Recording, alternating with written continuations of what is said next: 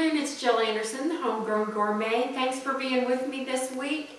I got a great recipe for you guys today, and this is going to be actually a vegan recipe. It can also, though, be a side dish to accompany a meat. So therefore, if you do have carnivores in your house, then you could do, I don't know, a roasted chicken, whatever, and then have this as the side dish. What we're starting with here is some fresh green chard, Swiss chard leaves. Now, chard is a bitter green. What we're going to do is going to remove some of that bitterness, but I have already washed the chard, and there's a very thick vein that runs down the back of each chard leaf, and I've already actually just taken a paring knife and kind of sliced that vein off. So what we have to do with these in order to make them pliable is we need to blanch them. And all blanching means is just dipping them for a couple of seconds into some boiling water and then quickly dousing them into a bowl of ice water to stop the cooking process. Now I have, I'm going to add a little bit of salt to this boiling water. And the recipe that we are making is actually is along the lines of a Greek dolmas, or a stuffed grape leaf. But in place of starchy white rice, we are using a very high protein grain called quinoa. Quinoa is one of the ancient grains.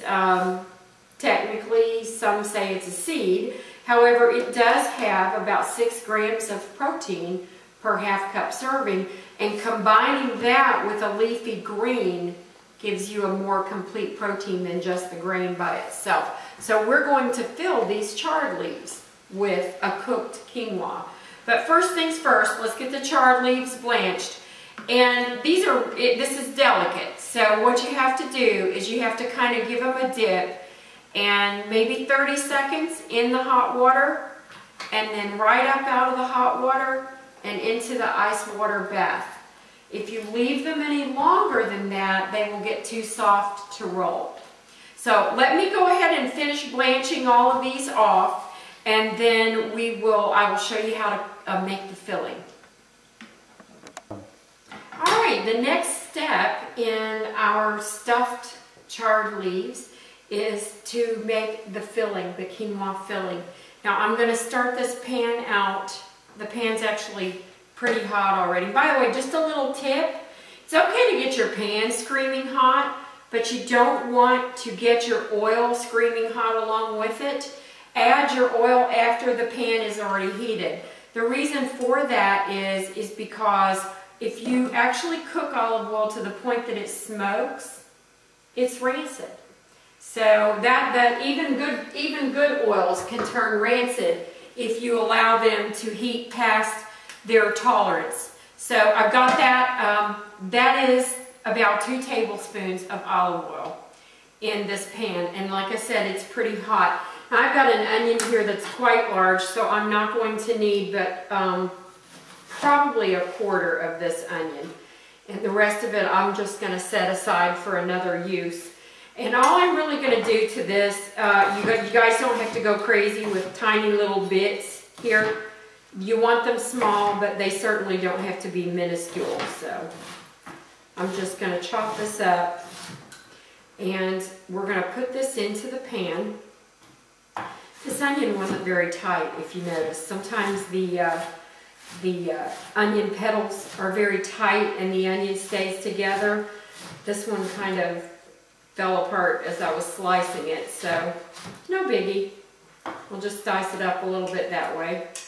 And I'm going to get this into the oil. My oil's smoking there. Here we go. Just bite-sized, small dice pieces.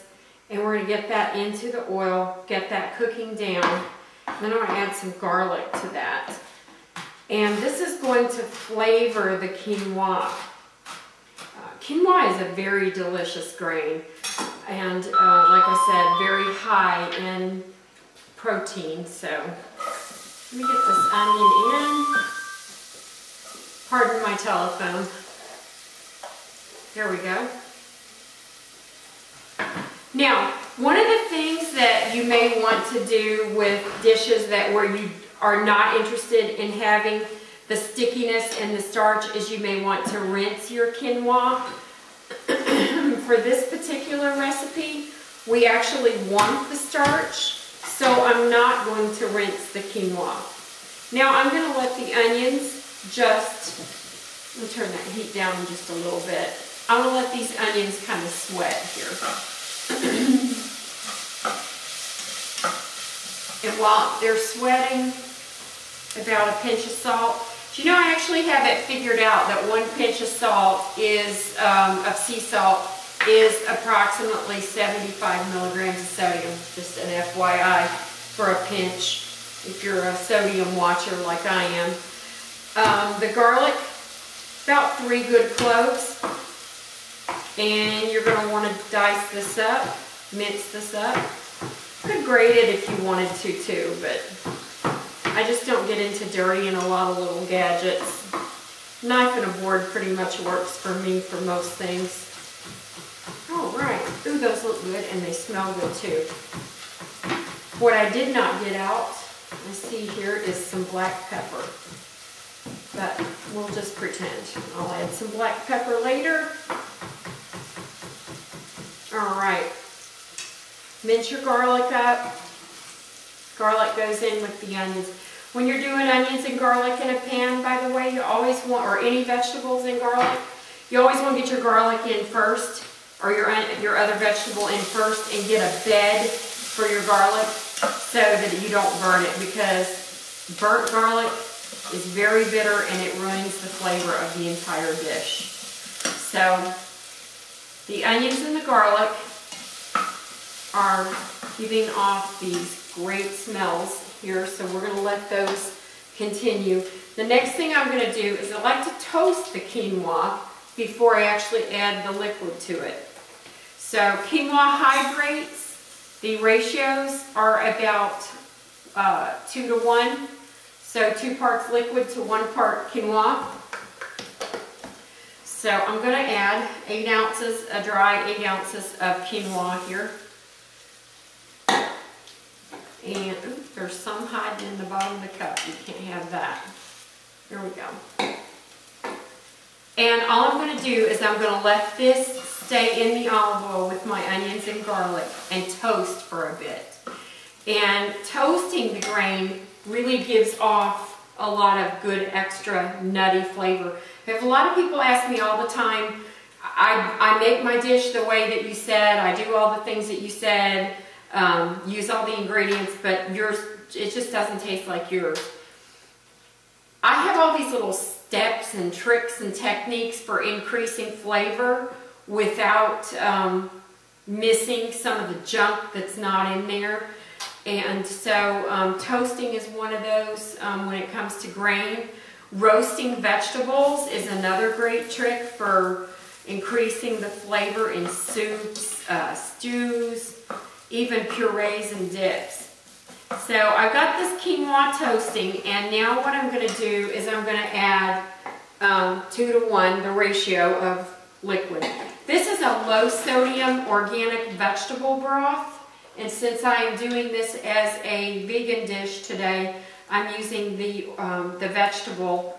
If you are not a vegan, certainly feel free to use chicken broth, but this is a great vegan dish here. So I've got 1 cup.